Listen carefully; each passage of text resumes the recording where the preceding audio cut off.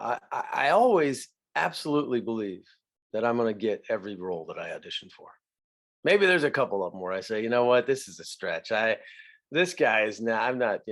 And this is a huge role in a movie, and maybe, but for the most part, I always believe from the moment I get an audition that I already got the role. And the auditions to me are actually part of the fun.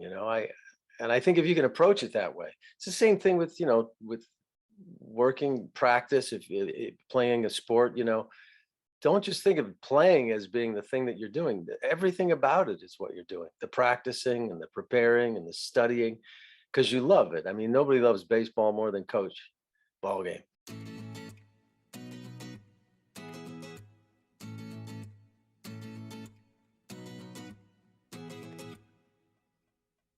It's Coach Ballgame and Coach Chop talking shop.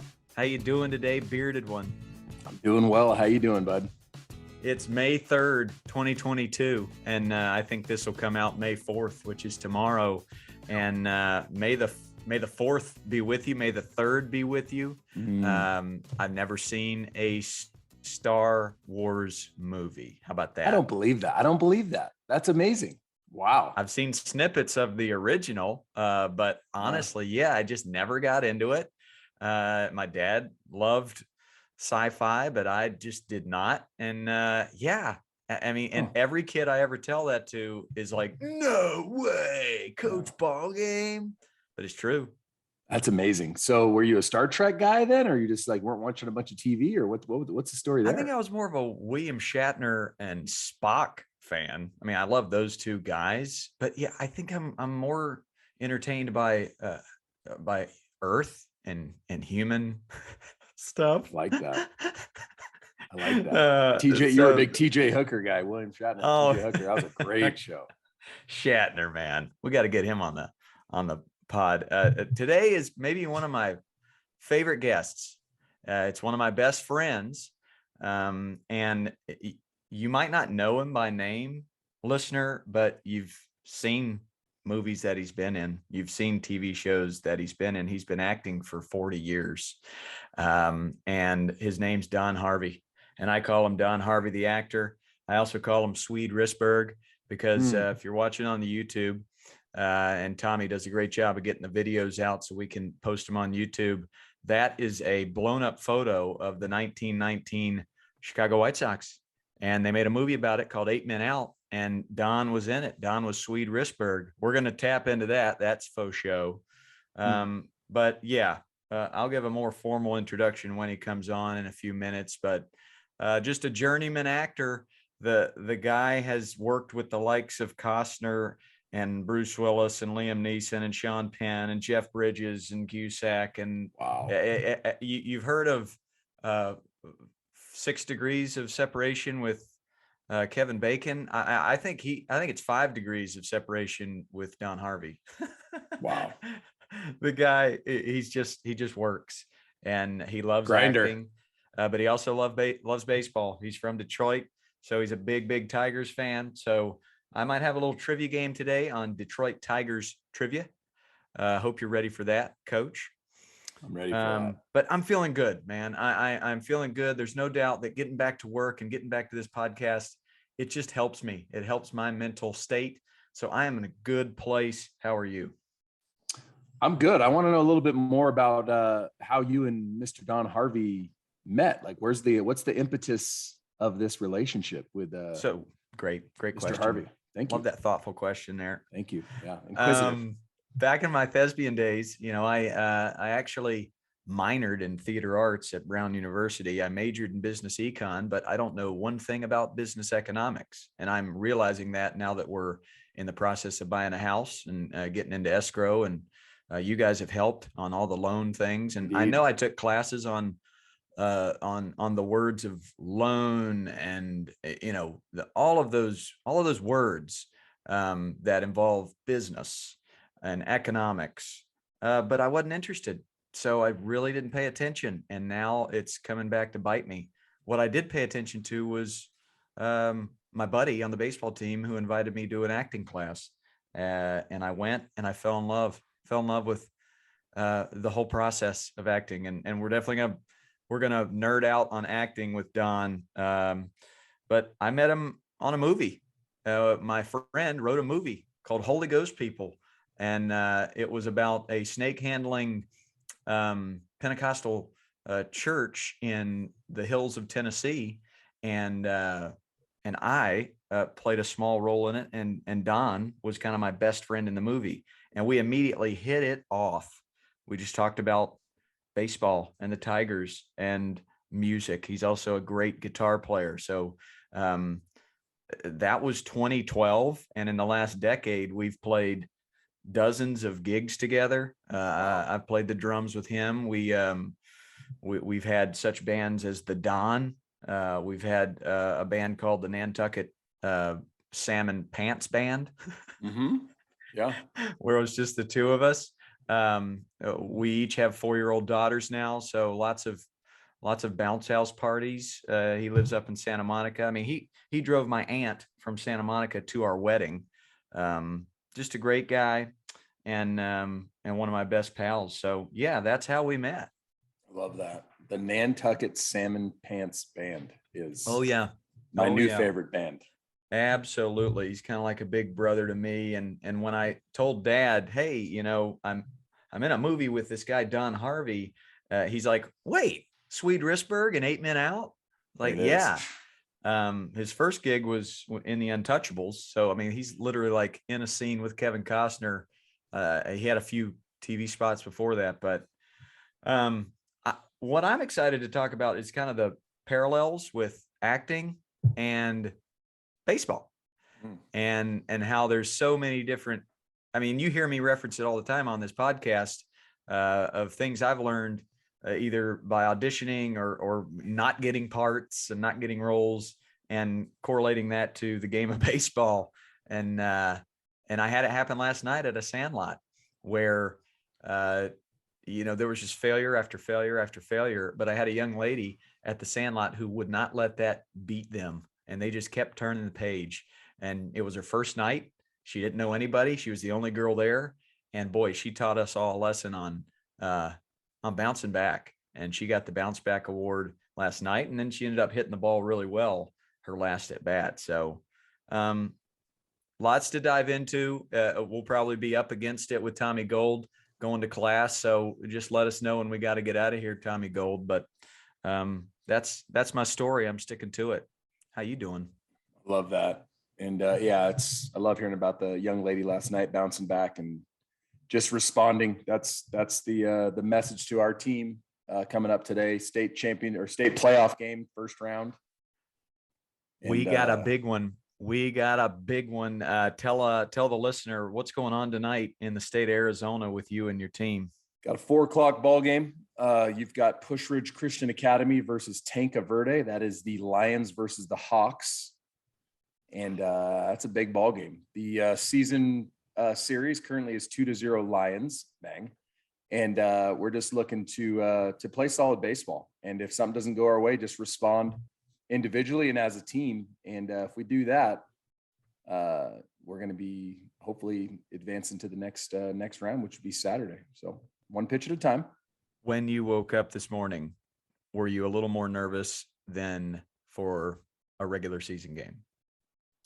No, I think my life experience has helped me for this, keeping it in perspective, being a firefighter right back in the day. So it's like, it's not life or death. That's a big thing that kind of keeps a lot of things in perspective. Very excited, but not nervous.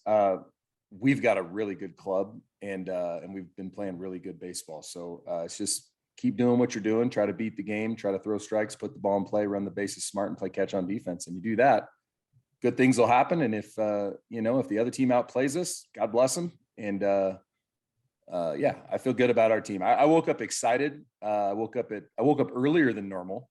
I woke up at about 4:30 and did an hour of cardio, and I've already been to the field twice. So, the more I think about it, maybe my actions are speaking louder than my words. Maybe I am a little nervous. I think you're pumped up. What are you going to the field to do? You just checking the grass? Well, that's funny you ask. I am checking the grass. We got it down to about a half inch, which is like fairway length, 5/8 of an inch. dialed in. Ruben Proper is my guy, just dialing it in. Ubiquitous. But no, we're I've actually going back and forth filling up coolers with ice. It's a 4:00 start today, and that's 90 plus degrees out here. So I want to make sure the boys are hydrated, and been to the store already, got all kinds of their favorite drinks and their favorite sunscreen. Yeah, their favorite sunscreen, Neutrogena 70 plus. And so, yeah, I've been back and forth because I want to keep filling up coolers with ice, and we'll have ice towels and misting fans and pop-up deals. We're going to be dialed in. Hashtag servant leader. Let's go. Hashtag servant leader, man. For the listener out there, you know, this guy, this bearded dude, he comes to my summer camp last summer, and, you know, he's worked with the Dodgers and the Giants, and he's knows more baseball than anybody everywhere. And he asks if he can drag the field. He doesn't ask to teach the kids how to hit. Coach Chop teaching me how to be a servant leader. And all those kids, they watched you dragging that field as you walked around, as if you were a donkey or a mule, just dragging that thing. And they saw that. And we say this all the time, kids watch what you do way more than they listen to what you say. And they all saw that. Same thing with an assistant coach yesterday. I've talked about this on the podcast. My first reaction is to keep the thing moving. I really don't want things to get stagnant and kids to get bored. But I noticed this coach was coaching a different group, and he was spending probably 2 minutes on a knee talking with this kid. And I wanted to say, Coach, let's keep it moving. There you go. You got 9 kids out there that are playing, you know, rock, paper, scissors with each other. But I was like, hold up. There's something going on with that kid. There's a mental health issue going on. There's a moment there, a teaching lesson. And I bet the other 9 kids seeing that coach, that 50-year-old man with a big beard on a knee, like loving on that kid, that visual will stick with them longer than Coach Ballgame wanting to move things along. So, attaboy, servant leader. Thank you. What's that coach's name there from last night? I want to attaboy That's that Coach coach. Beard. That's Coach Beard, because he's got a 3 times the size of you beard. He's always rocking the blue jeans. Construction worker. You know, he manages a construction firm, and you know, he just rolls in at 4:00 after work and helps me out a couple days a week for the love of the game.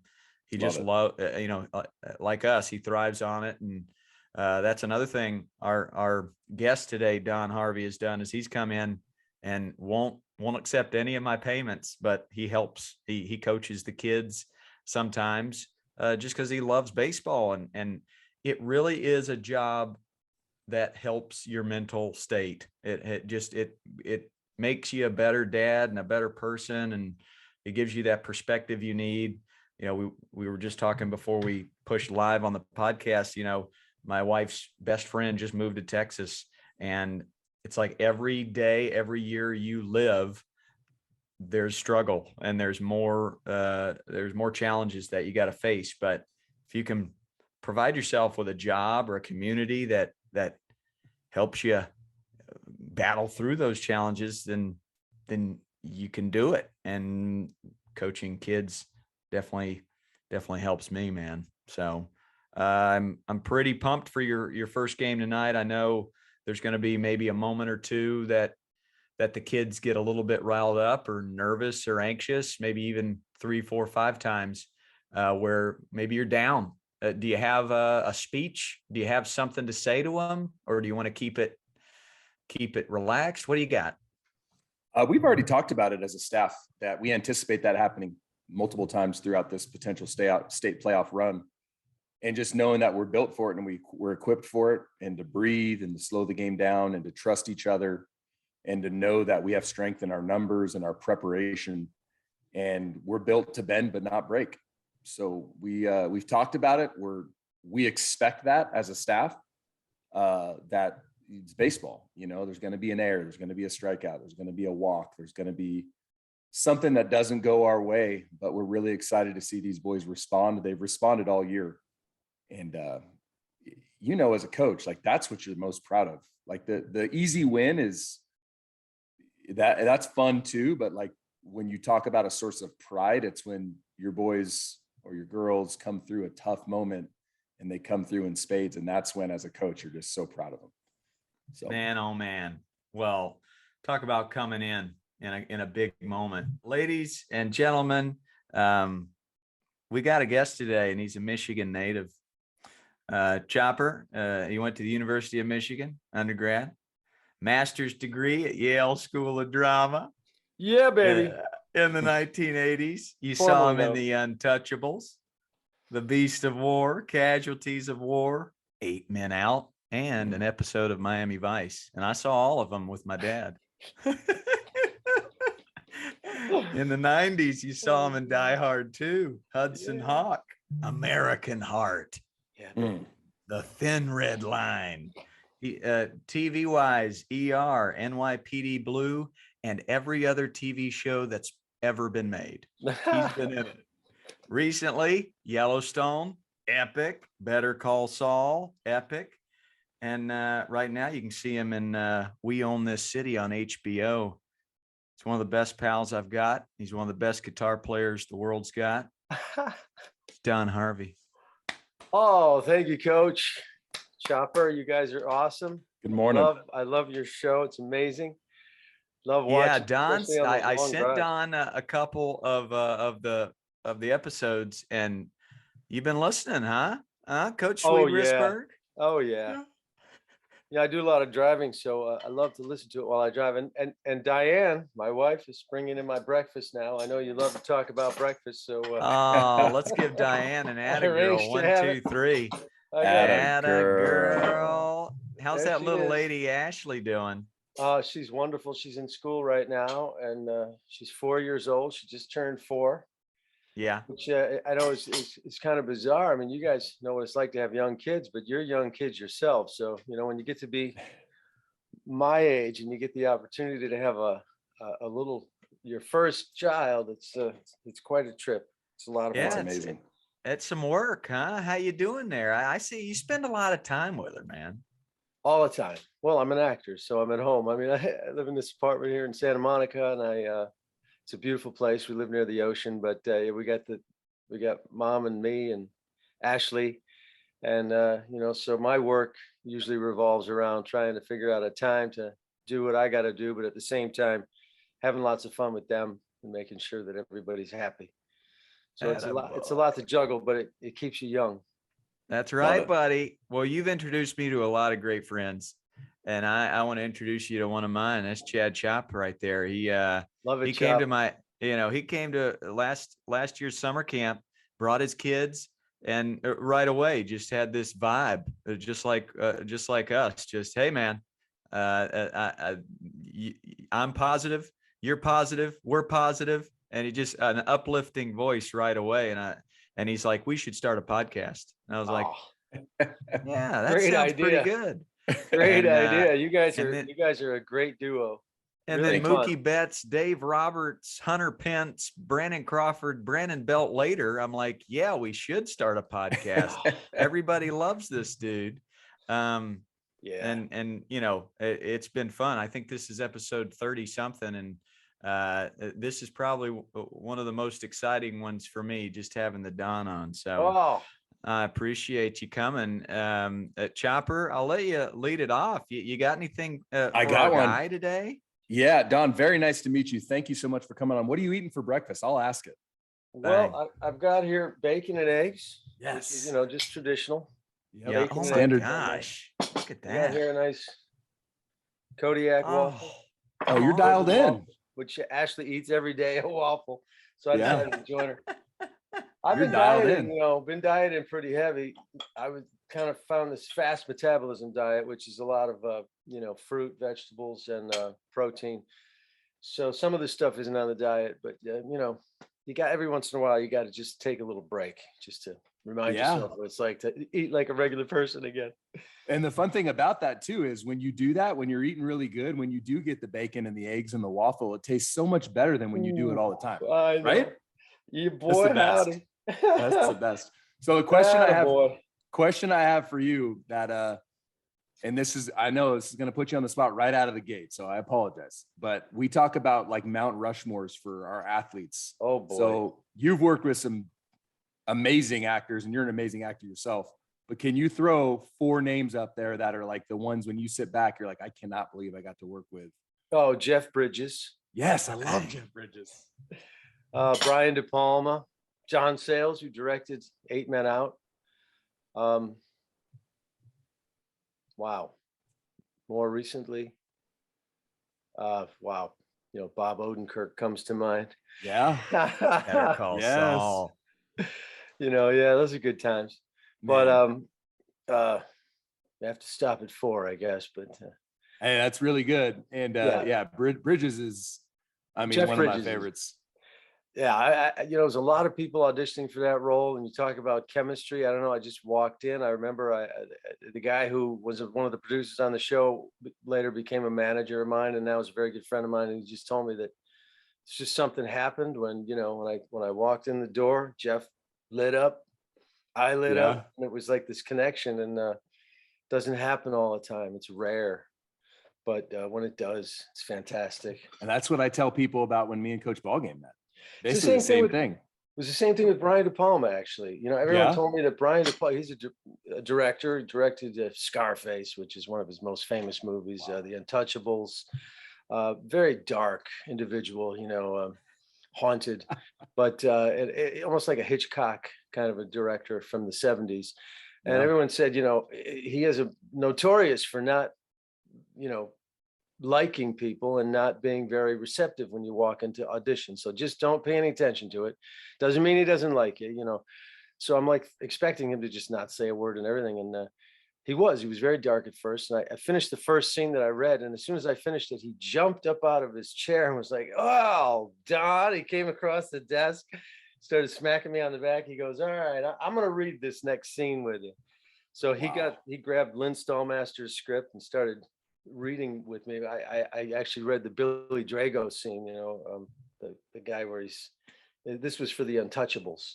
And so I read 2 scenes from that. And so I don't know, I guess he just liked me for some reason, but it happens, right? It does. You spend a lot of time trying to break through to people, and a lot of times it doesn't happen. And then all of a sudden somebody comes along and you just happen to click. So it's what makes the world go round, right?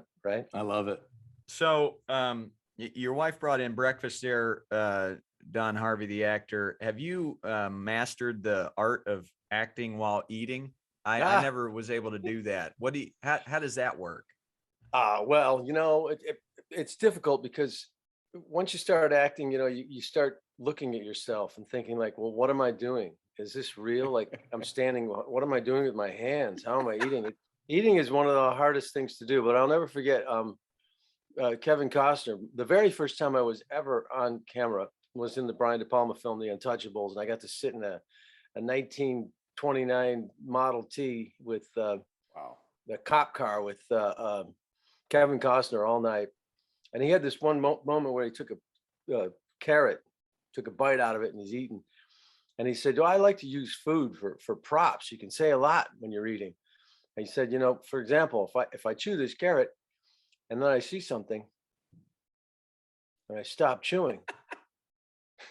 I was like, wow. I went to the Yale School of Drama. This guy just told me more about acting in the last 3 seconds than I learned the whole time I was there. It's profound. But I enjoy it. Oh God, carrot acting. Hey, man. The irony there is acting.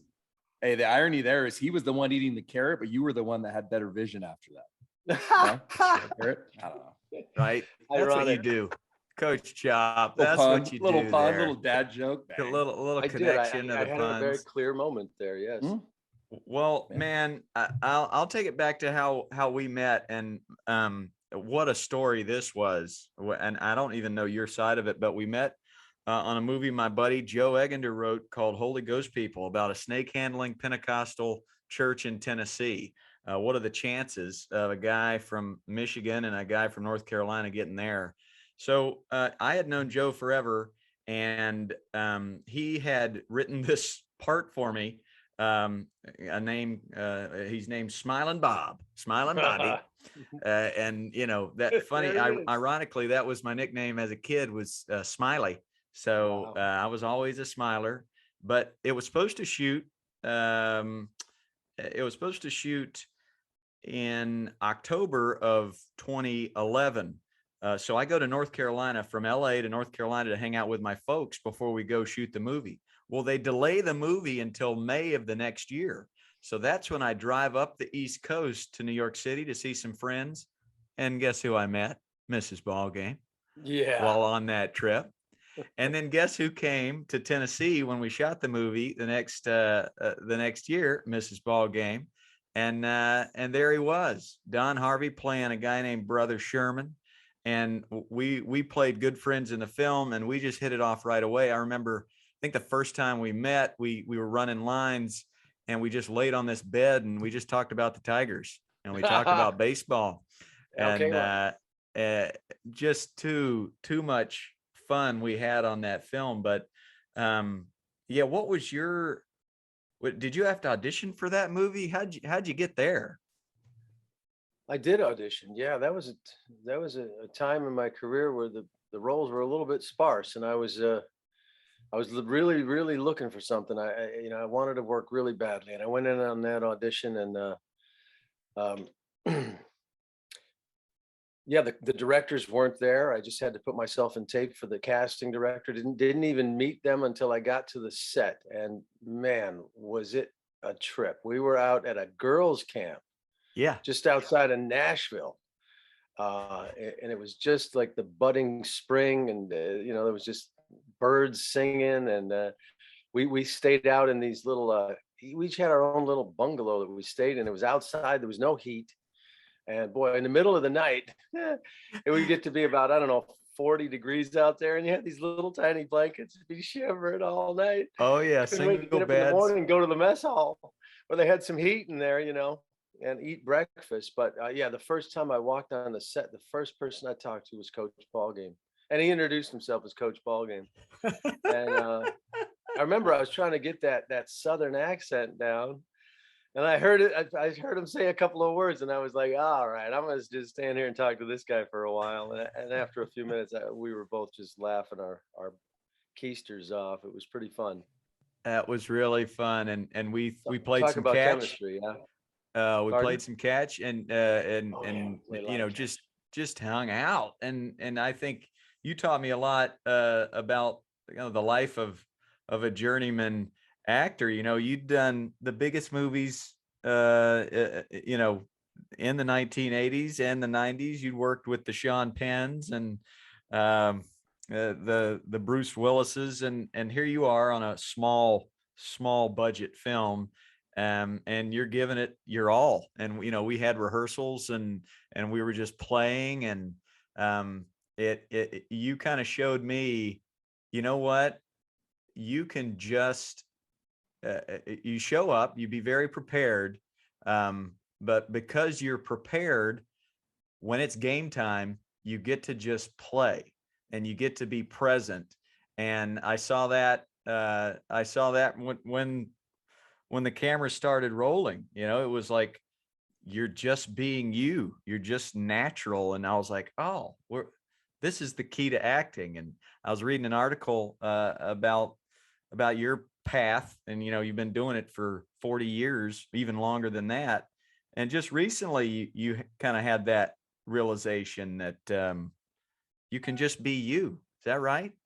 Yeah, I studied acting from way back. I started in high school, and did a bunch of plays. I pretty much didn't think I was going to act after high school, so I went to college. Didn't pursue it. But a guy named Greg Jabara, who's actually in Blue Bloods, he's a pretty famous actor, won a Tony Award. We went to college together, and he was in a play, and I was playing the guitar in the orchestra pit. And he said, "Well, why aren't you up on stage with us?" And I was like, "Oh, I'm not good enough to be up on there with you guys. You guys are out of my league." And he was like, "Nah, man." So I started auditioning for plays, and I got back into it. And when I went to Yale, it just seemed like it was this big deal. Acting is this big thing. You study it, and you work on sense memory, where you try to remember things that happened to you in your life, and bring them into your work, and you try to put yourself into other characters to imagine what their life is like, study their lives and everything. It just was so much work. And I did that for years, for decades as an actor. I used to just work so hard on my roles, but not so much work on trying to read the lines and understand the lines, but more working on the background of the character. Who is this person, you know? But you do that for a while, and you sort of establish the person is different from you. So what I like they lived a whole different life from me. I'll study their life and try to understand what they went through. But ultimately, after you do all that work and after you spend your life learning how to do all that work, you realize that the key to all of it is just bringing it back home to yourself, because that's the only thing you can do as an actor. When you're playing a role, what are you doing? I mean, you're embodying somebody's vision of a situation. They have writers, they have directors, you have people who are trying to recreate a situation. You can't use somebody else when you're in that situation. You have to use yourself. You have to be yourself. You have to bring yourself, all your experience. And yeah, that's something I kind of learned recently. Yeah. I love this quote you had in that article, never let them catch you acting. Right. And that makes so much sense. And it's such a parallel to baseball and the lives we live as coaches. We're always trying to ensure to these kids that we coach, there's no difference between your practice and your game. There should be no difference in the world of acting from who you are off camera as who you are on. There's obviously things that have to have to be done to make the scene work, but that makes so much sense. If one of my favorite actors, Sam Rockwell, he told me you've got to be able to over prepare before you go on set and then take that big notebook and throw it in the trash. Joe Buck, our mutual friend, said the same thing before he goes into a big game. That's exactly what needs to happen when you go play a baseball game. You prepare that week. You prepare, Coach Chop's got a big playoff game tonight. They've put the work in. They've prepared. They've learned their lines. They know who their guy is. They just got to make sure they don't make the game bigger than it really is. And I think you taught me that on the set when we met. And you teach me that when we're playing music too. We're rehearsing for a gig. We're putting in the work there.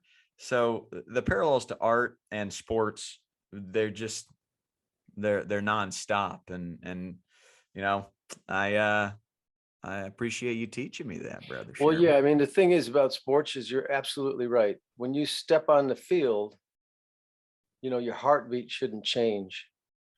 Who you are shouldn't change. Your desires, your mental capacity. You should just be a seamless transition from being in the dugout to walking to the batter's box.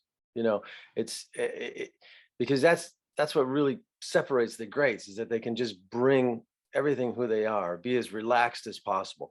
I have a major ritual, not a ritual, but a preparation that I do for every audition and every job that I do. I mean, the first thing I do when I get a script, if it's an audition or if I'm actually going to do it, the first thing I do is I type the scenes into my computer. And, like when you read a script, there's a lot of extraneous information there, scene 132, exterior, night, Jim walks in from the outside. He looks tired. He sets his bag down. He goes over to the desk. He sits down. He looks out the window for the moment. The phone rings. He picks up the phone. Hello. Okay. You hear all that, right? But when you walk into an audition or when you walk onto a set to work, the only thing that happens is you say, hello, right? All that other stuff is just like in your imagination. So what I decided to do years ago is just focus on the words themselves. Start with that. So I just type out all the lines, all my lines and all the other characters' lines. And I put it in like big font, like 1820 font, so I can read it from far away. I get used to just looking at those lines on a piece of paper. Then I'll actually just type out just my lines. I'll just eliminate all the lines so I can just see what I'm going to say. And then I'll really, really sit with that for a while. Just I'll take it to bed at night and I'll just look it over before I fall asleep. I'll look it over first thing in the morning while I'm driving. I've got big blown up 36 font copies. Then I actually record all the other lines that everyone else says. You know, I have a Final Cut Pro. I edit it so I leave just enough space between their lines so I can say my lines. And I will just run my scene over and over and over and over and over again, 100 times if I have to, until it just becomes second nature. You've done that for me. I remember you doing that in scenes we would do where, hey man, I typed up all of our lines here. You know, we can run through them. I'm the same way, man. You know, and I took a little time off acting to coach, but I was in a movie where a guy basically wrote Coach Ballgame into his movie, and we were on a campsite in upstate New York, and I just kind of fell right back in love with the process. There's another parallel. Like, fall in love with how difficult the process is. If you love all that homework, then you're good. Then you're good to go. Yeah. And I love the homework. My guy in this movie, which comes out later this year, called Rally Caps, hashtag plug. He was the camp counselor. So what does a camp counselor know? He knows everybody else's stuff. He knows every kid's nickname. He knows what everybody loves for breakfast. So obviously I didn't have to do much homework on myself because he wrote me into it. But my process was find out everything I can about all the kids. And if I can learn everything I can about every other character, then I can show up on set and in the moment just play. And that's when I really love acting, when I'm not thinking about my next line, when I'm not worried about flubbing up something. It's just when we're playing and it almost feels like we're improvising. So that preparation, it can free you up when you're working in practice. And maybe Chopper, I'll throw it at you. How have you kind of prepared these kids for tonight's game? How have you ran lines with them this past week so they're ready when Brian De Palma says action? Yeah, I love, while Don was talking, I was taking notes, and just the parallels, like we've talked about to sports, is talked about having a routine where he gets a script and he writes everything out and takes in all these details. My wife says the devil's in the details, but he gets all these details so he can really have a true picture of what he's doing. I love that. And he has a process, right? So I love that too. I want to touch on something that Don said earlier. For our kids out there that are growing up, I want them to be that friend who breathes life into their friend. So Don, you talked about your buddy where you were like, man, I don't belong on that stage. You know, you guys are way out of my league. And he's like, Don, you're as good as we are, if not better. And he breathed life into you. And now look at where you're at 40 plus years later. So for our kids that are listening to this, be that friend who, when the good Lord tugs on your heart to say something encouraging, say it. And you never know what that can mean to your buddy. So I love that picture of just him breathing life into you and it turning into this, which is really cool. It's a big moment. Huge. Yeah. Big moment. Yeah. So for athletes, your confidence comes through preparation. So that's the message that I'll give to my kids today. And we talk about it almost daily, but we're prepared. We've gone through every situation. For me as a coach, my style, I'm a little bit harder on them at practice, because in the game, that's where all these variables you can't control come into play, and you have to be the calming influence. So tonight, it's just going to be making sure I love them through whatever comes our way. But we're prepared and we're ready. And I'm so proud of these kids. Win, lose, or draw. So thankful for who they are. Coach Ballgame, you know this. They brought me to tears on senior night. And they're just such a special group. And so I love them. I cannot wait to go through this battle with them. If we win, we're going to win with honor. If we lose, we're going to lose with grace, and we're going to learn a life lesson, and we'll be better for it either way. So really excited. Don, I got a question for you. You talked about there being times in your life where there were some lean times or some spots where you couldn't find a lot of roles. How did you stay positive? How did you stay in the moment? How did you continue to believe and keep putting that right foot forward after the left and just keep going? Well, I've always just believed that I belong there, you know, that I belong there. And if there's some reason why I have to take a detour, and I just use it as an opportunity to search my soul a little more and dig a little deeper, you know, and I always absolutely believe that I'm going to get every role that I audition for. Maybe there's a couple of them where I say, you know what, this is a stretch. This guy is not, I'm not, and this is a huge role in a movie, and maybe, but for the most part, I always believe from the moment I get an audition that I already got the role. And the auditions to me are actually part of the fun. I think if you can approach it that way, it's the same thing with with working practice. If playing a sport, don't just think of playing as being the thing that you're doing. Everything about it is what you're doing, the practicing and the preparing and the studying, because you love it. I mean, nobody loves baseball more than Coach Ballgame. So I mean, right? You love everything about it, looking at stats, hearing about people, studying things, tendencies that people have. It's the same thing with acting. I just, if I'm not working a lot, I like watching movies. I like going to plays. I like reading plays. I'm always going to find the next thing to do in my evolution. And even if it's not going off to do a TV show or something, even if it's just staying home and reading plays, that's what I'm going to do. Because when the time comes, I want to be ready. And about that thing, typing all that stuff in the computer, recording all those lines. The thing about that is, while I'm doing that, I'm actually learning the role. While I'm typing those lines in, they're going through my head. I'm thinking about them as I'm typing. Oh, that's interesting. If you're just reading them on the page and you're reading them and you're reading them, that's the way you're taking them in. You're just reading them. You're reading that script, and it looks the same way every time you look at it, and it feels the same. After a while, you don't even see it. But you type it into the computer now, you're thinking about it differently. Then it looks a little differently on that page. Now you're recording it. You're saying the other people's lines. You're doing their line reading.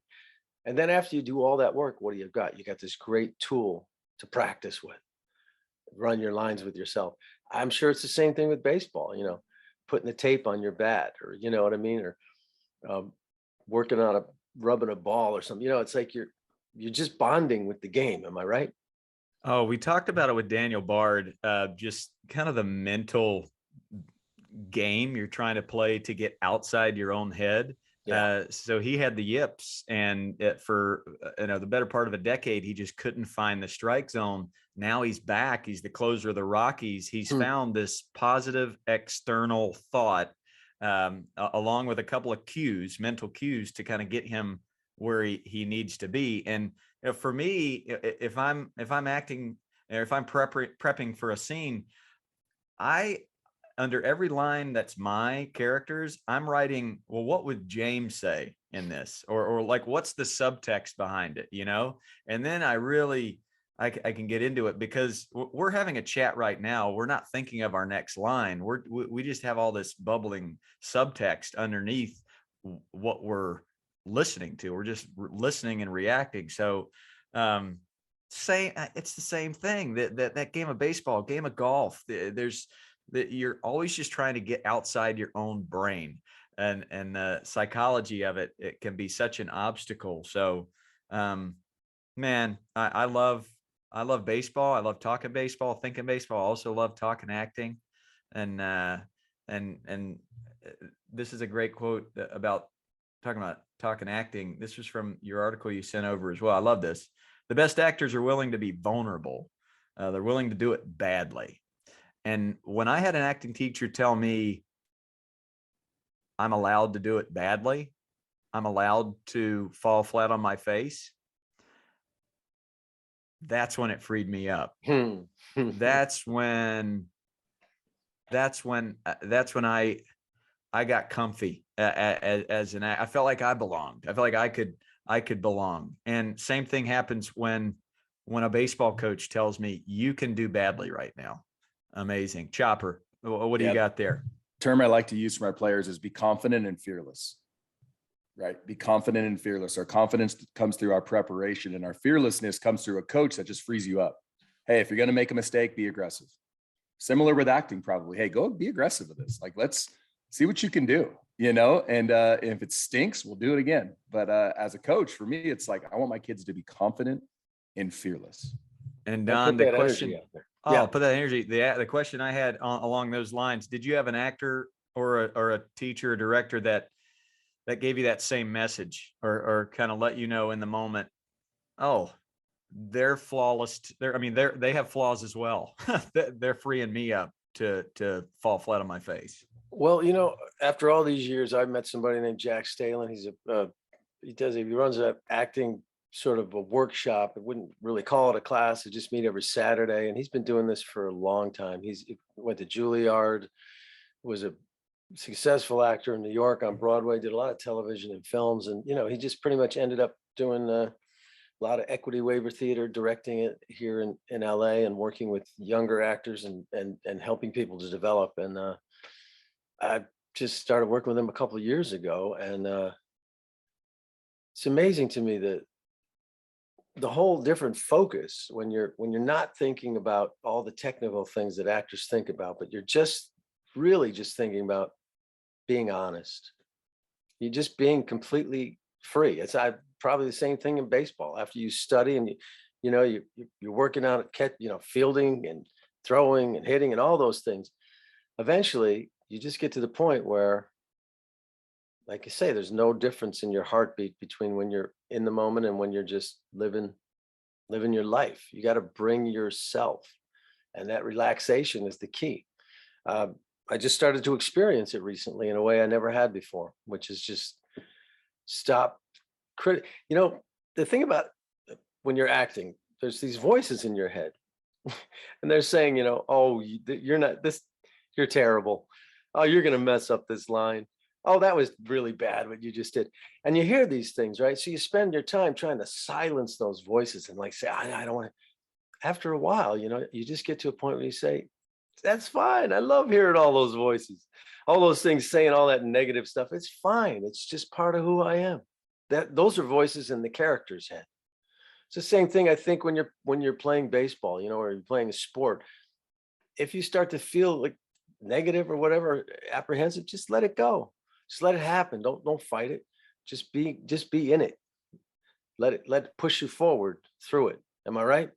You're totally right. And breathe. And that's the thing I thought of too. Mookie Betts came on, talked about the importance of breathing. Hunter Pence, same thing. And now that we've talked about that a lot and shared that with our listeners, I see it every game on TV.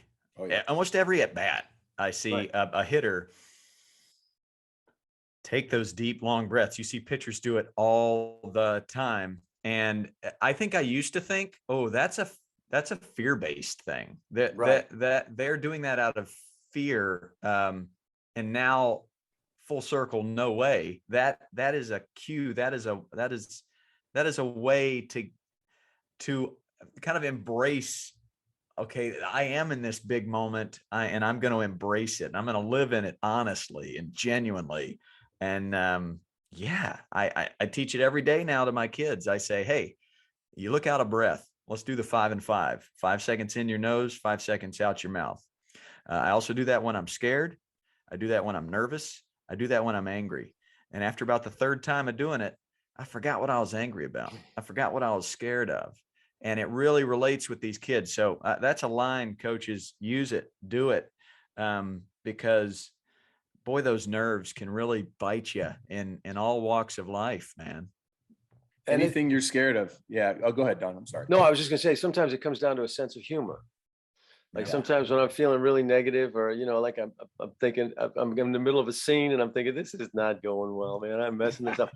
Well, what? Why not just chuckle about that? Like say, yeah, I'm crazy. I'm not a good actor. I'm a guy. I'm just a guy. I don't know. Sometimes I make mistakes. Whatever. It's funny, Those are the moments that light up on a camera is like when you're in the middle of a scene and you're just honest and say, this ain't going real well, is it? And then the other person feeds off that. You accept that and you go in a different direction. I mean, it's exactly the same thing, when you're playing baseball, you feel like you can't do anything right. All of a sudden you make the best play of the game.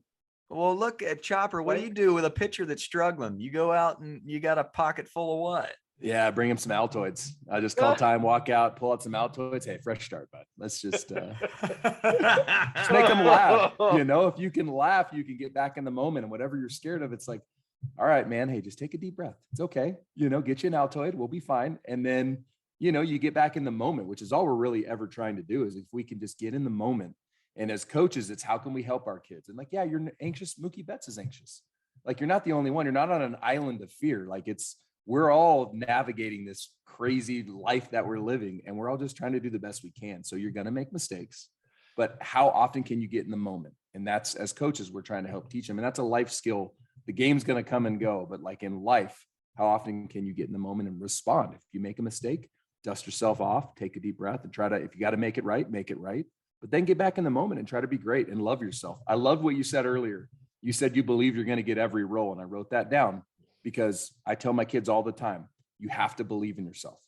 You have to believe. If you don't believe in yourself, no one else will. So it starts with your belief in yourself, and it's got to be detached from results. If you go 0 for 4, you still have to believe in yourself. So I love that as an actor, you talk about, I walk into a room, it's like, why aren't you guys serving popcorn? The show's about to start. I love it.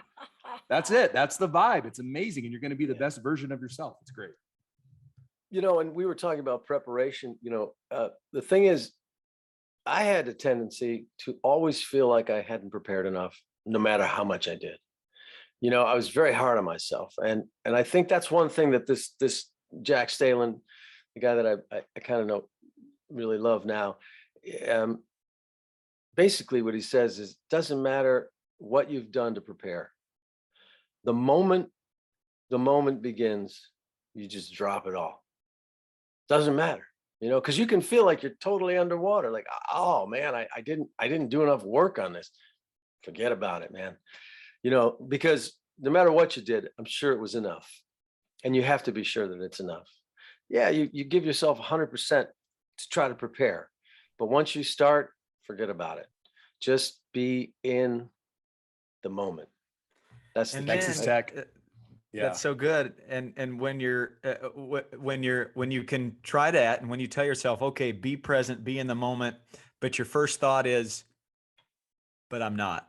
I'm in my head right now. Yeah. Well, then that's what your character's feeling. That's what exactly. that's and you get in the batter's box. Okay, just let all that preparation go. I'm just present. Oh, and there's that little guy in your brain saying, "You're not present. You're thinking about me right now." Yeah. Then be present with that little dude. Yeah. That's absolutely. who you are. Chopper. Yeah, Texas Tech, they have a cool sign that if you're walking out to their field in their dugout, they have an arrow pointing to the batting cage that says "Learn your swing," and they have an arrow pointing out to the field that says "Trust your swing."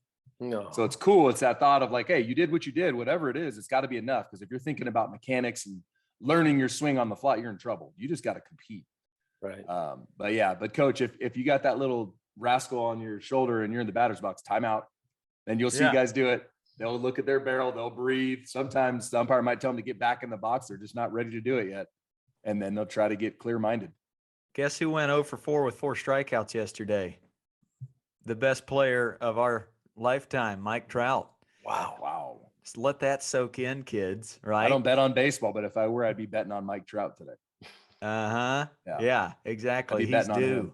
Yeah. But man, wow. Well, speaking of that, I've told you this story, Don, and I want to hear maybe a story on your part, but this was one of the most humbling experiences I've ever had.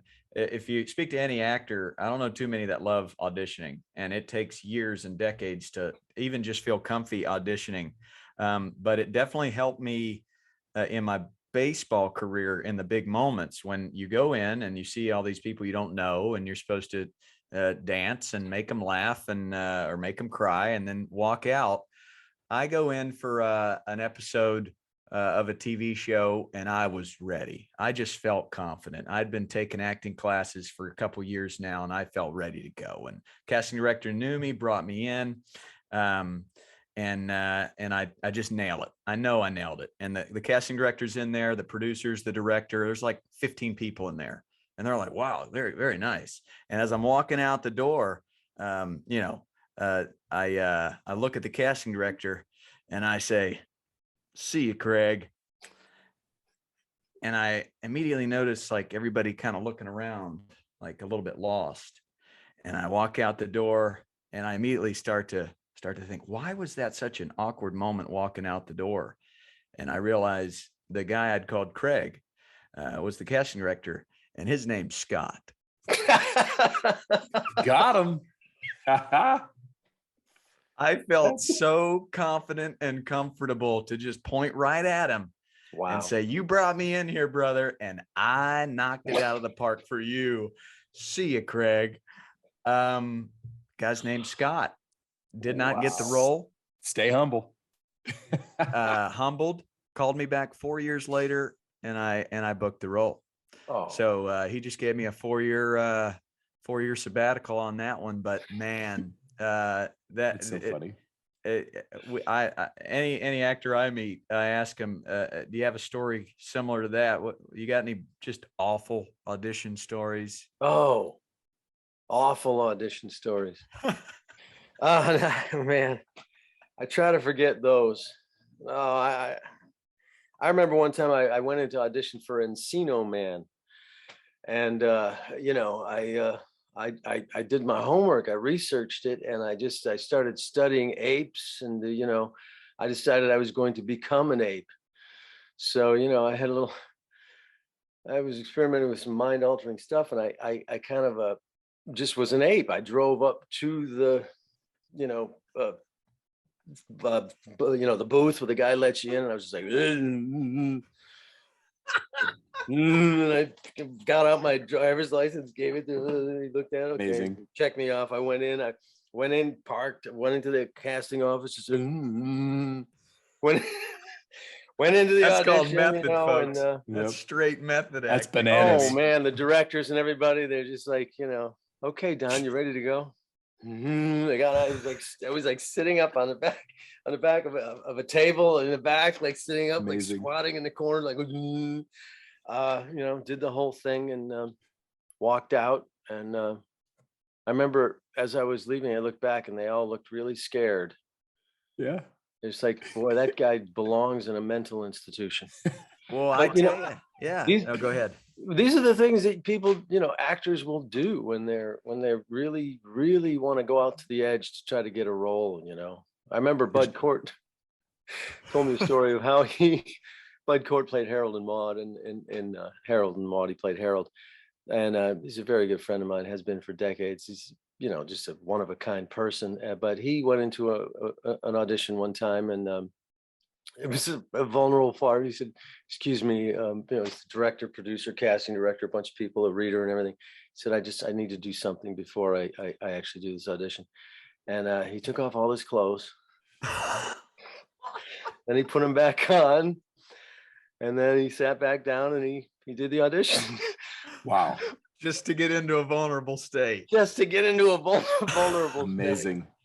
state. Still none of it as good as. Thanks a lot, Craig. Yeah, thanks, Craig. That's still the best. See, But, Craig. The point's the best.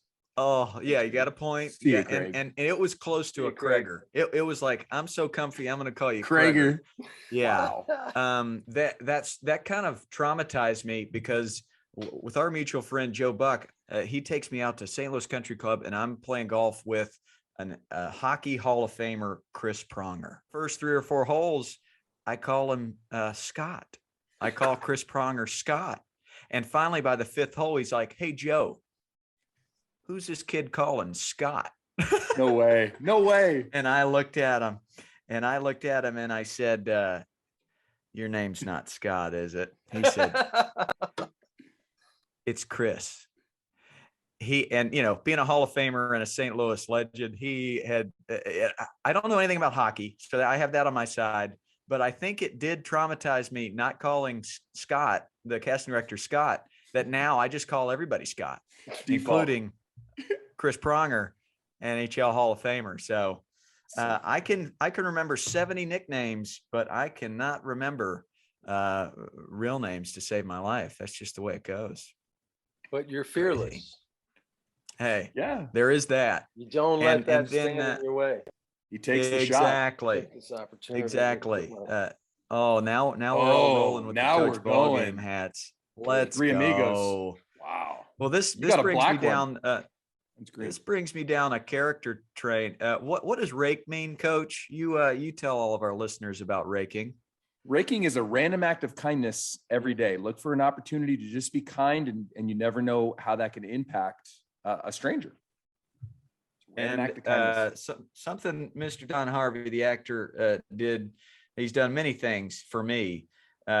Is he would drive down from Santa Monica in a Superman costume and would not allow me to pay him for his services, as he would help coach camps. And a lot of times I'd put him with the 4 and 5 year olds because he's wearing the Superman costume. He's just so patient with the kids. But just out of the kindness of your heart, man, you wanted to come down. Sometimes you'd wear your full Detroit Tigers uniform, and you were Coach Swede. Because if you're looking back here, this is a portrait that Don Harvey had blown up, and it's the 1919 Chicago White Sox team, and he gave it to me. He gave me this right here. It's probably the only one in existence, but we called him Swede Risberg, Coach Swede. Man, why would you do that? Why would you come down and coach some kids for free, brother? That's raking. You know why? Because it doesn't get any better than that. Come on, Coach Ballgame. That's right. Coaching the 5-year-olds on my knees, trying to throw batting practice, trying to throw strikes with a Superman costume on. I mean, come on. No, I live for that. You talk about a way to get that. outside your own head. Yeah, coaching kids, that'll do that, man. Amazing. Yeah, well, now I have one of my own, and I get my fill of it. But back then, it was just pretty amazing. I love to watch you in action, Coach. Nobody like it. There's nobody like him. Go to Coach Ballgame's camps. All these parents, send your kid to his camp. Oh, my kid, this, that. No, trust us. Go. He's going to fill your cup with energy and love and joy and passion for the game. He's the best. He's not just a unique as a coach. He's unique as a person. You just don't meet a lot of people like James Lowe. It just doesn't happen. That's right. And I knew that for the moment I met you, Coach. I just was like, this guy he's different. He has a exuberance and a positive energy that just radiates a room and radiates a field. We all feel it. And we're wearing his hat. Love language. You're speaking my love language. Words of affirmation. That's why I got you on the podcast. You're well, I've got some very good news. I've just signed a deal this year with a company called Major League Baseball. And I'm going to be, I think I just broke that news right here on the podcast. So that's big news. But this year I'll be coaching different camps around the country. And as a partner with MLB, I'll be an ambassador and a Pied Piper, and I'll be bringing my drum and running sandlots and giving out nicknames at these play ball camps. And honestly, it was because of you. It was Don Harvey who came to my camp, saw what I did, and then he started texting Joe Buck. He said, Joe, look at this guy. Watch this video. Joe sees it. He's like, who is this guy? Joe starts making calls, flies to New York twice and meets with the commissioner of baseball on my behalf, and really got me the gig. He got me in the door. So it all started with Coach Swede Risberg raking, doing a random act of kindness. And it can be hard to text somebody like Joe Buck, who's famous, and say, hey, watch this video. And you did that. So I can't thank you enough, man. I'm coaching with MLB now. Well, James, another person that I know who has that same energy as you is Joe Buck. And it's funny. It's no accident that he is where he is. I mean, I know he's the son of a very influential man, and he grew up in that. So he had a lot of confidence. But aside from all of that, he's one of the nicest people I've ever met. Incredibly generous, man. Talk about random acts of kindness. A few months back, just before the Super Bowl, Bill Plaschke from the LA Times did an article about a friend of mine, Louis Lazarus, who's 91 years old, called him the oldest living Rams fan. There's a few older, but he went to the first Super Bowl, paid $12 for his ticket at the Coliseum. He's been watching the Rams, going to the Rams games. I don't know how long the Rams have been in existence, but I'm sure he probably went to one of the first ones. But anyway, Plaschke wrote this article about him, and my sister was quoted in it, and her husband was quoted in it. And anyway, I sent Joe Buck a link to that article. I said, "Have you seen this, Joe? This guy's a good friend of mine." And he called me up about 10 minutes later and said, "I got 2 tickets for you to go to the Super Bowl." I mean, really, I never thought I was going to go to the Super Bowl. I mean, not unless I had like, $20,000 to spend on a ticket, but there I was with Lewis Lazarus, 91-year-old Lewis, taking him in. This is what Joe does. He's a very generous guy. So it's funny when I met you, Coach, really, I mean, just shortly after I met you, I thought, man, I got to introduce this guy to Joe Buck.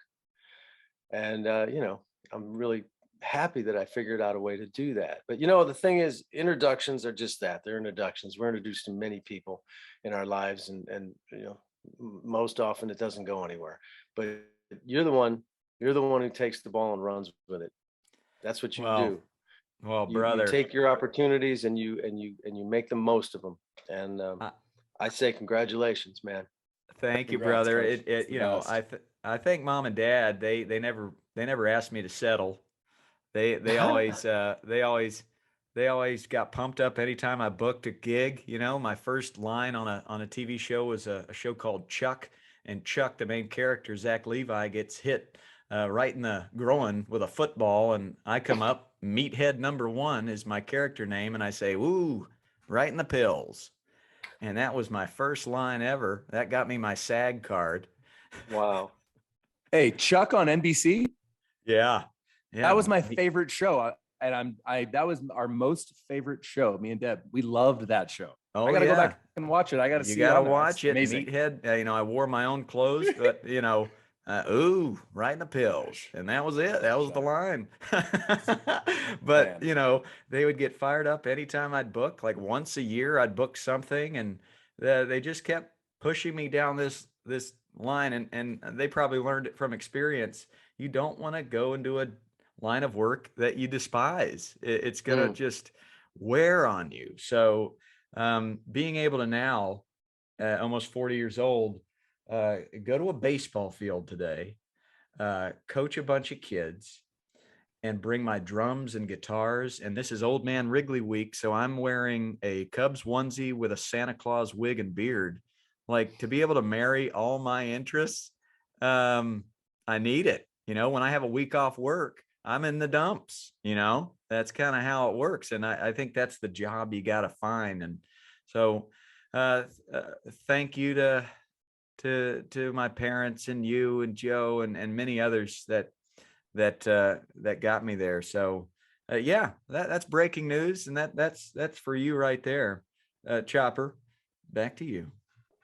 It's just so exciting.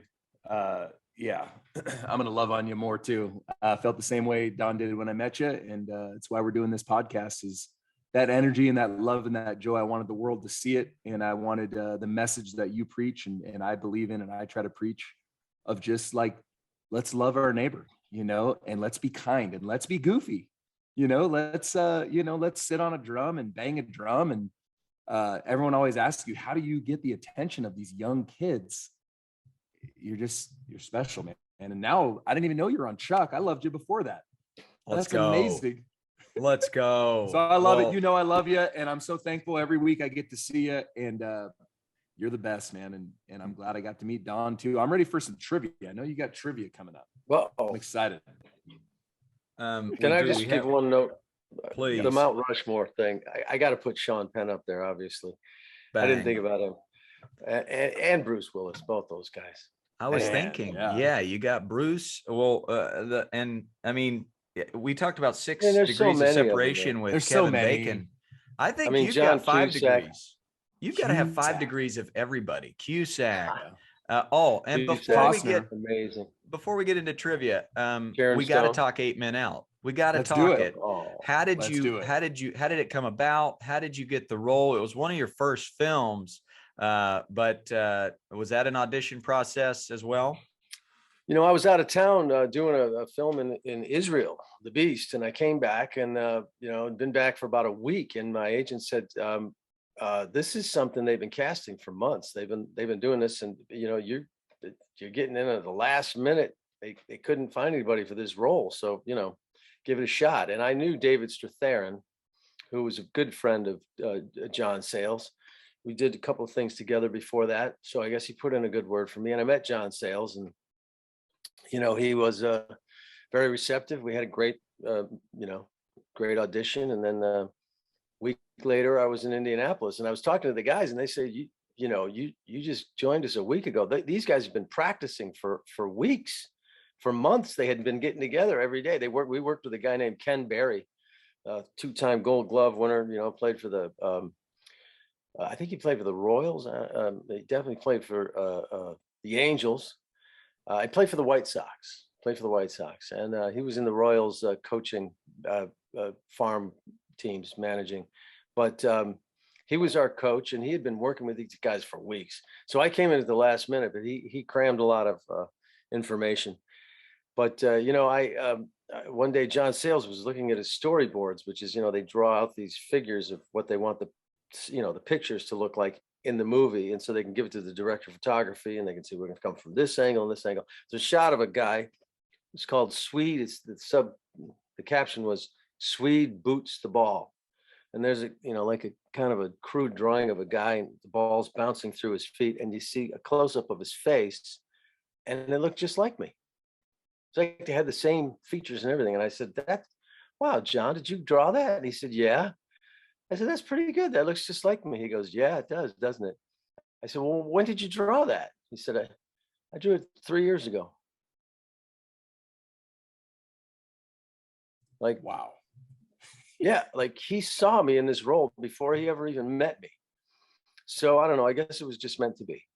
But it was an Wow. incredible experience. Incredible.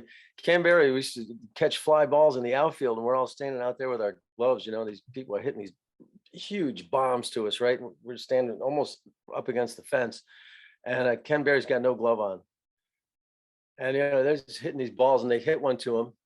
We're talking, all of a sudden he looks up and he takes a couple steps over. Thing just hits him right in the stomach. Boom! Catches it in his hands. I saw that. I was like, wow, that guy is a man of steel. That's what you call a big leaguer, right?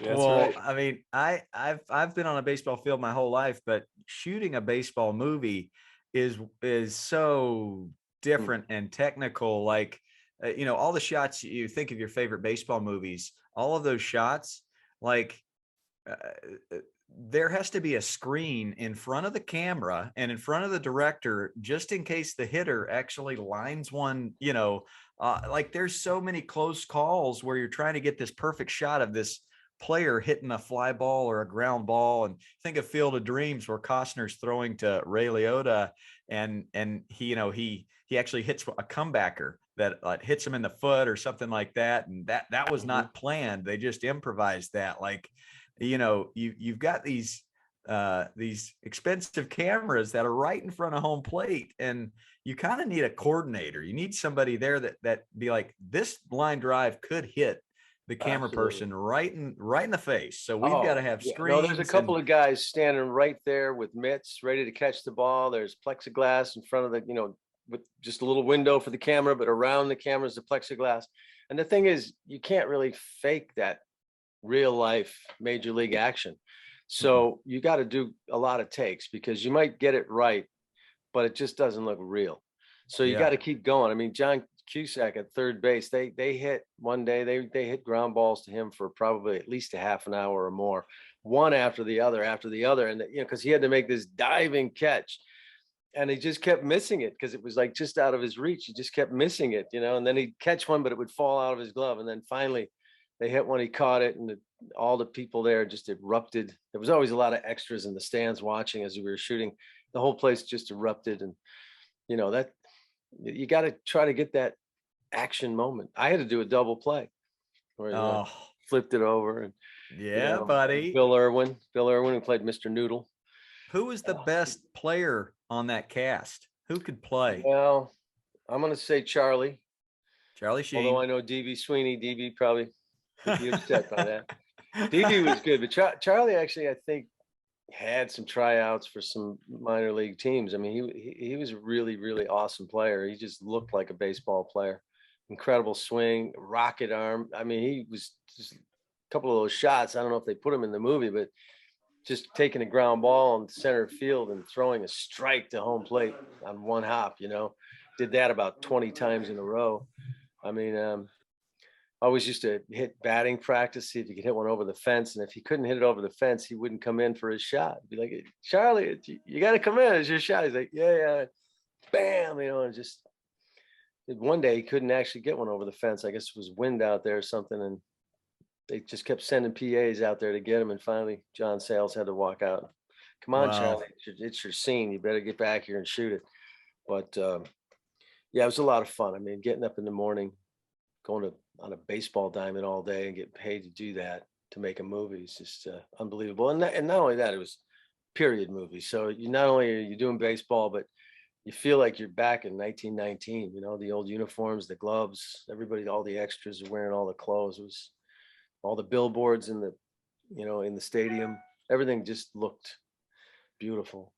So yeah, it was quite an experience. Man, oh man. Well, we've been to some Angels games and some Dodgers games, but you're a Tigers fan at heart. And as always on the podcast, we have a little trivia where our guest plays against Chopper. Oh boy. In a little trivia, and this is going to be Detroit Tigers World Series trivia. So as soon as you think you know the answer, go ahead and say it out loud. Okay. To get the point. We've got 7 questions, so we will not have a tie. Oh. If neither of you know it, then the listener gets the point. So listener, you can play along as well. We're going to start with question number 1. This is the 1968 World Series. The Tigers won the World Series in 1968. They beat the Cardinals in 7. They also won the World Series in 1984. They beat the Padres in 5. Question number 1, who won the Cy Young in 1968? Denny McLain. Correct. 1-0 Yeah, Don baby. Harvey. Woo. Denny McLain, should he be in the Hall of Fame? Yeah, not. is he not? He's Only not. person who won 31 games, last person to win Wow. 30 games in a season. He won 31 in 1968. 31. I think he had some off the field problems. Yep, had some After he issues retired. and kind of a short stint. It's kind of like a Don Mattingly career where he's just the best player for that short span. But hey, the length of the career helps you to get in the Hall of Fame. 1-0 Don Harvey. Question number 2, who won the MVP in the American League that same year, 1968? Al Kaline. That's I would have said Al Kaline.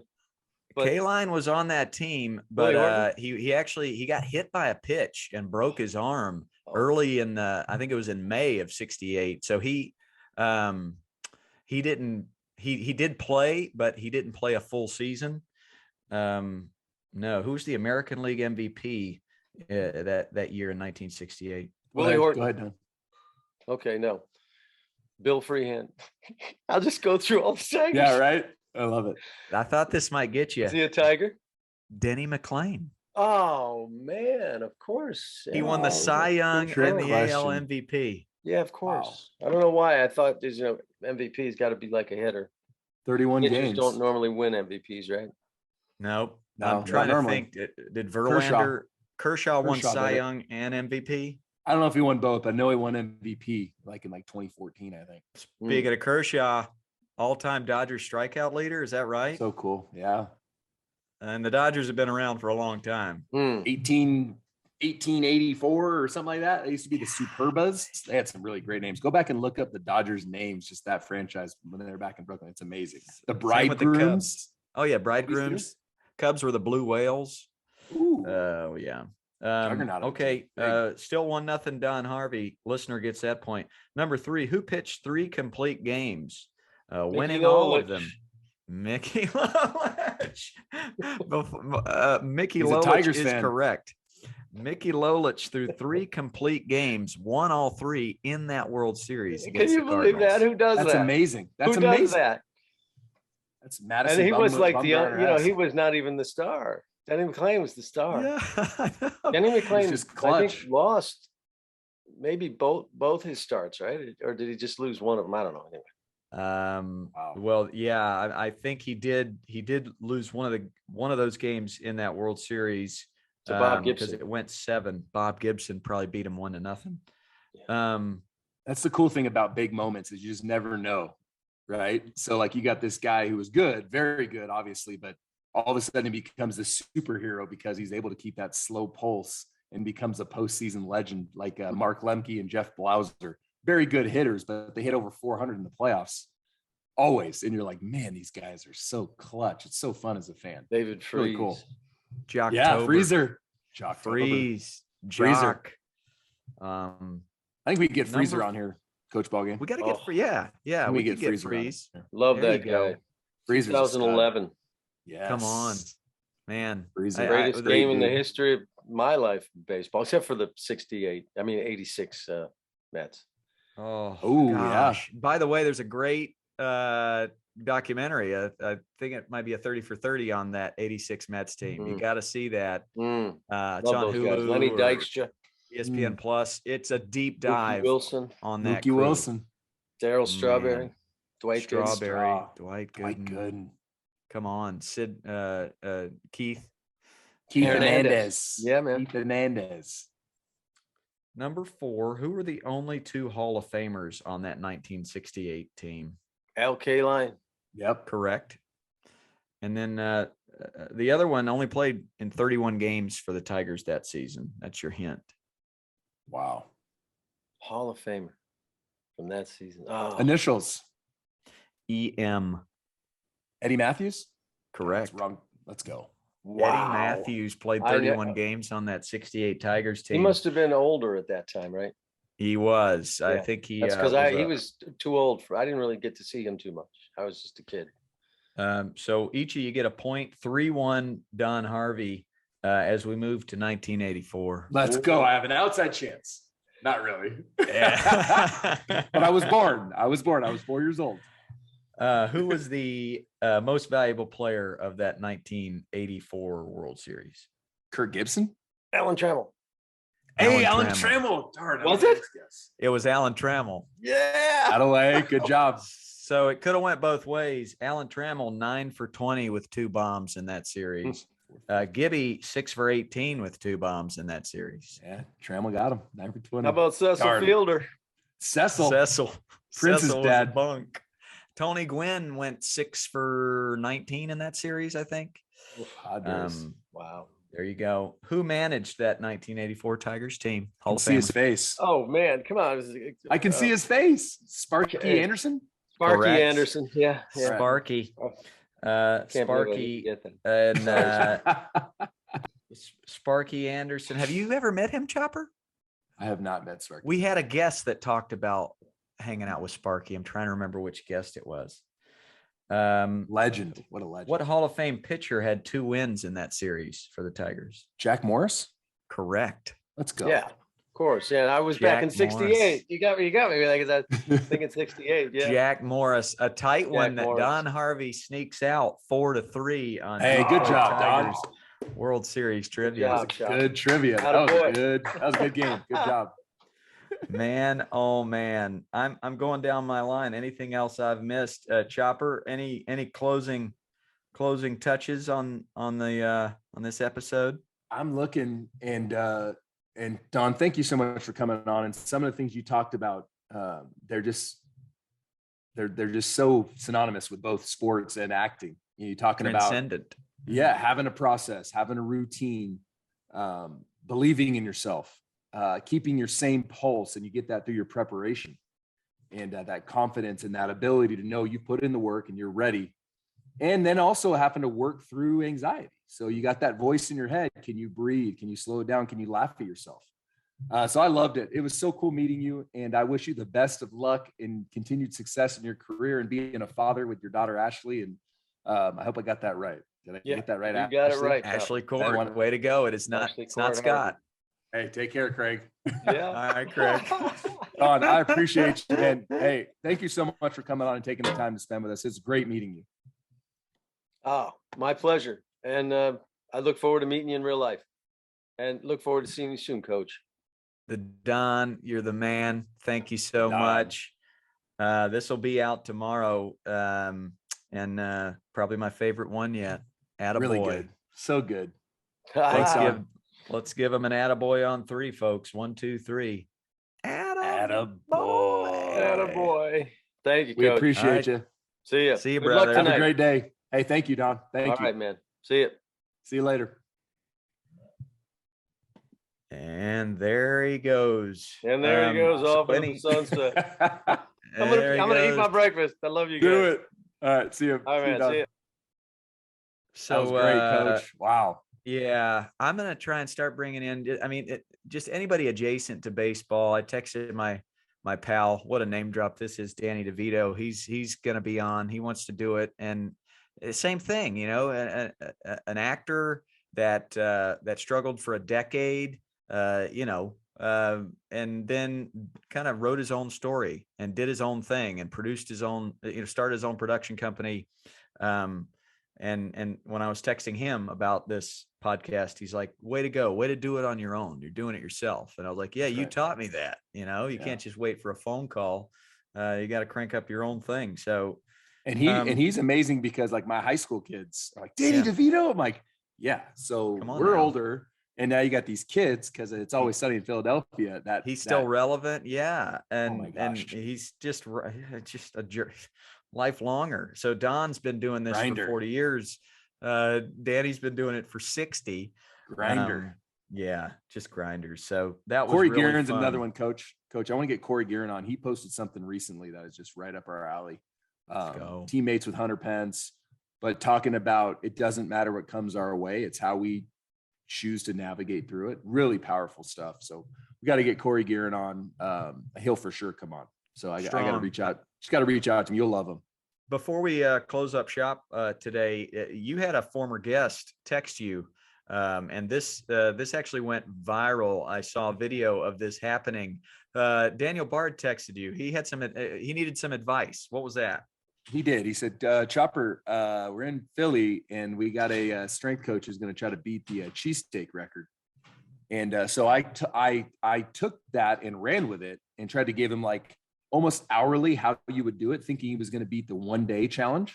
Right. And Because you did it, right? You hold the record, right? Well, for one day. And I think I still do because he did a 4-day challenge. So I gave him all this deal. I'm like, hey, you got to get 4 in by so-and-so, get 2 more in, get another 2 somehow before the game ends. And then it's all hard after that and all this stuff. So he texts me back. He goes, oh, it's great advice. I'll pass it on. But he's going for 24 in 4 days. So my response was 24 in 4 days. Does he have life insurance?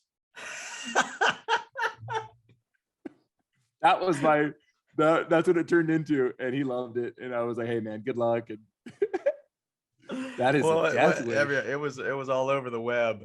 And that's a lot of cheesesteaks. That's too much meat and cheese. Those things are huge. Like they're not like the Pat and Geno's where you go get these are a pound and like more than a pound of meat, huge loaf of bread, tons of sauce. It's just, this is not your normal cheesesteak. Wow. It's huge. 24 of those. Nuts. That's 24 pounds of meat, like 8 slices of cheese times 24. 160, another, yeah, it's a lot. Over 200 slices of cheese. It's ridiculous. That's nuts. It's crazy. Well, Yeah. good on him. And good to see Daniel Bard doing well. He's right there at the top of the saves list. And that next week, maybe we'll recap some baseball. It'll be a month of baseball we've been able to watch. So we can recap a little bit of the MLB and go get him tonight. Big game. Big game. And just explore the space. Can't wait. Have a great week, buddy. Thanks for getting Don Harvey on. That was amazing. Everyone out there, don't forget to rake. Great day to be Tommy great. Gold. Thank our extraordinaire producer, Tommy Gold. The best.